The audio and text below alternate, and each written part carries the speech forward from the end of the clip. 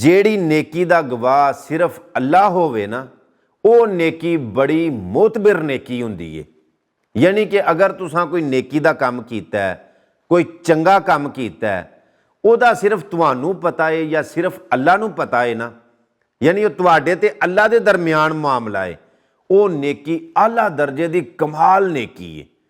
ਲੇਕਿਨ ਅਗਰ ਤੁਸੀਂ ਕੋਈ ਨੇਕੀ ਦਾ ਕੰਮ ਕਰਕੇ ਵਿਖਾਉਂਦੇ ਹੋ ਇਸ ਵਾਸਤੇ ਕਿ ਵੇਖਣ ਵਾਲਿਆਂ ਵਿੱਚ ਵੀ ਜਜ਼ਬਾ ਪੈਦਾ ਹੋਵੇ, ਜਾਂ ਇਸ ਵਾਸਤੇ ਵਿਖਾਉਂਦੇ ਹੋ ਕਿ ਵੇਖਣ ਵਾਲਿਆਂ ਨੂੰ ਵੀ ਸ਼ੌਕ ਪੈਦਾ ਹੋਵੇ, ਸ਼ਊਰ ਪੈਦਾ ਹੋਵੇ, ਕੋਈ ਨੇਕੀ ਦਾ ਕੰਮ ਕਰਕੇ ਅਗਰ ਤੁਸੀਂ ਵਿਖਾਉਂਦੇ ਹੋ ਇਸ ਵਾਸਤੇ ਕਿ ਵੇਖਣ ਵਾਲਿਆਂ ਨੂੰ ਵੀ ਅਵੇਅਰਨੈਸ ਮਿਲੇ, ਤੇ ਮੇਰੇ ਨਜ਼ਦੀਕ ਵਿਖਾਣਾ ਵੀ ਕੋਈ ਗਲਤ ਨਹੀਂ। ਮੇਰੇ ਪਾਕ ਪੈਗੰਬਰ अलैहिस्सलाम ने दोवां तरीक़िਆਂ ਨਾਲ सदका जायज़ करार दिता है। फरमाया ਜ਼ਾਹਰੀ सदका भी करो तो छुप के भी सदका करो, ਇਹਦੇ ਵਿੱਚ कोई कबाहत नहीं।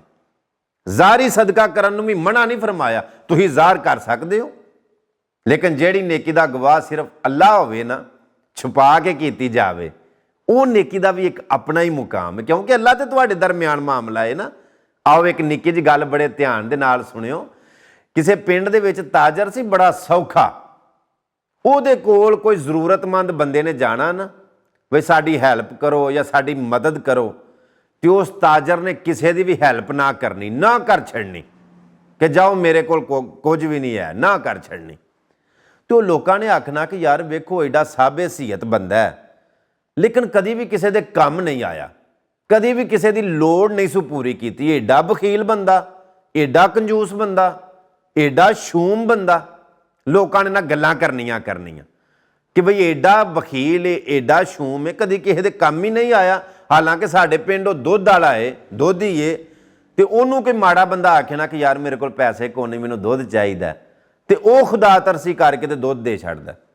यार साढ़े पिंड वो करियाने वाला है, उन्होंने कोई बंदा जाके तरला करे ना वो अगे कि यार वो पैसे कोल को नहीं, तो थोड़ा जिहा सौदा चाहिए, तो करियाने वाला सौदा दे छड्डदा, कपड़े वाला कपड़ा दे छड्डदा। वो यार साढ़े पिंड कसाई है, ਉਹਦਾ कोई तरला करे ना कि यार थोड़ा जिहा गोश्त चाहिए, तो पैसे कोल को नहीं, वो मुफ्त गोश्त दे छड्डदा। लेकिन ताजर एडा फिटे है, इनू खुदा का खौफ ही कोई नहीं, कभी किसी के काम ही नहीं आया। वो जो लोगों ने मतलब इंज दियां गल्लां करनियां ना, तो एक दिन जाके ताजर के सामने भी किसी बंदे ने इंज ही आख्या कि जनाब लोग तुहानूं शूम आंदे ने, बखील आंदे ने, कंजूस आंदे ने।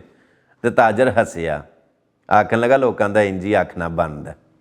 चलो वक्त गुजरता रहा, थोड़ा टाइम लंघिया, तो वह ताजर अल्लाह की रज़ा नाल फौत हो गया। कोई दिहाड़े लंघे ना वो फौत होने तो बाद, तो जेडे लोग वो कोई गोश्त वाले को गए भी भाई गोश्त चाहिए, तो उन्हें आख्या माजरत जी मैं नहीं दे सकता। कपड़े वाले को गए, उन्हें भी आख्या जी माजरत मैं नहीं दे सकता। दुध वाले को गए, उन्हें आख्या जी माजरत मैं नहीं दुध दे सकता मुफ्त। करियाने वाले को जी गए, कोई सौदा चाहिए, उन्हें आख्या जी माजरत मैं नहीं मुफ्त दे सकता। वो राज की खुलिया, वो करियाने वाले ने, दुध वाले ने, गोश्त वाले ने, कपड़े वाले ने, उन्हें आख्या कि असी तुहानूं मुफ्त नहीं सा देंदे, तुहानूं ज़ाहरी नज़र असी आउंदे सां कि असी तुहानूं ये गोश्त देने आ, दुध देने आ, कपड़ा देने आ, सौदा देने आ, लेकिन हकीकत इंज नहीं। जो कुछ असी तुहानूं देंदे सां ना, वो असी खाते ते लिखदे जांदे सां।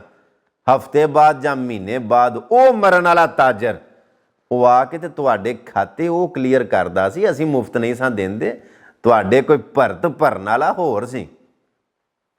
हुण पता लगा जे कि नेकी छुप के करिए तो की अजर है। सुनो फिर टकरा मार मार के ते हा मार मार के रोन, वो आखनो साडे दर्दां दी दुआ करन वालिया, वो साडे जख्मां दे उत्ते मरहम रखण वालिया, वो साडियां रोंदियां बच्चियां नूं हसाण वालिया, वो साडियां धीआं नूं विआहण वालिया, वो सानूं भुखियां नूं रजाण वालिया, वो सानूं रोंदियां नूं हसाण वालिया, वो जाके उहदी कबर दे उत्ते रोण, आखण उठो दिलां दिया महरमा, ओए उठ साडा हाल वेख, असीं रुल गए हो।